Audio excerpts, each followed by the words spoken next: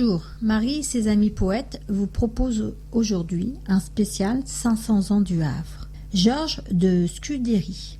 Georges de Scudéry, né le 22 août 1601 au Havre et mort le 14 mai 1667 à Paris, est un romancier, dramaturge et poète français. Il était d'une famille noble provençale qui se prétendait d'origine sicilienne. Son aïeul et son père avaient suivi la carrière des armes, et celui-ci avait rempli la charge de lieutenant du roi au Havre.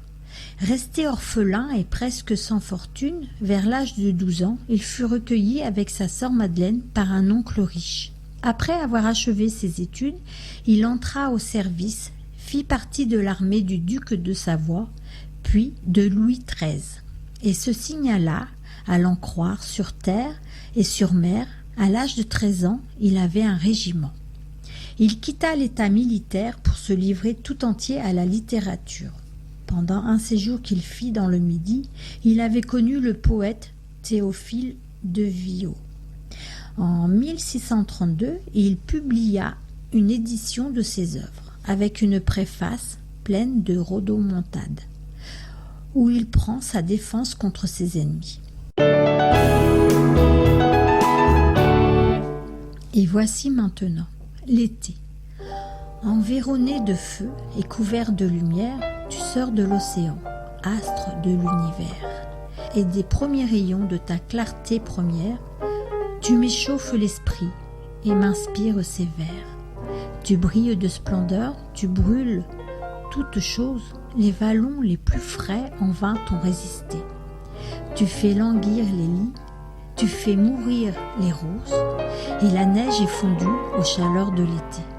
L'air étincelant, la terre est desséchée.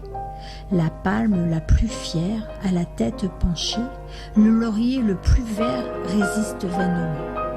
Tout fume, tout périt par la céleste flamme. Mais la plus vive ardeur d'un tel embrassement m'incommode bien moins que celle de mon âme. Mon coup de cœur aujourd'hui est Maëlys de Kerangal. Maëlys de Kerangal est une femme de lettres, née le 16 juin 1967 à Toulon. Maëlys Kerangal passe son enfance au Havre. Fille et petite-fille du capitaine au long cours, elle étudie en classe préparatoire au lycée Jeanne d'Arc de Rouen et ensuite à Paris. De 1985 à 1990, l'histoire, la philosophie et l'ethnologie.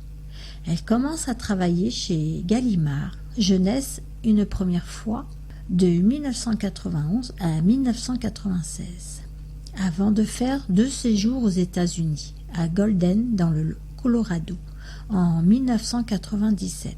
Elle reprend sa formation en passant une année à l'ECNES, à Paris, en 1998. Maëlys de Kerangal publie son premier roman, Je marche sous un ciel de traîne, en 2000, suivi en 2003 par La vie voyageuse, puis par Ni fleurs ni couronne en 2006. Et voici maintenant, naissance d'un pont. La construction d'un pont suspendu devant enjamber un large fleuve pour relier Coca, ville moderne, imaginaire de Californie, à la rive qui lui fait face, domaine d'une profonde forêt où tente encore de survivre une poignée d'Indiens. D'un côté, cette nouvelle Dubaï, prolifération de tours étincelantes, se dresse vers le ciel, telles des flèches de cathédrales laïques, reflets démultipliés de ces empires industriels, multinationaux, qui uniformisent la planète. De l'autre, une zone noire close, règne la forêt primitive, de paysages extrêmes, de temps extrêmes que le maire de Coca, le bien nommé Boa, dont la volonté de puissance ne connaît plus de limites, va tenter de faire relier par ce gigantesque pont, partant ainsi à la conquête de l'espace pour mieux marquer son temps.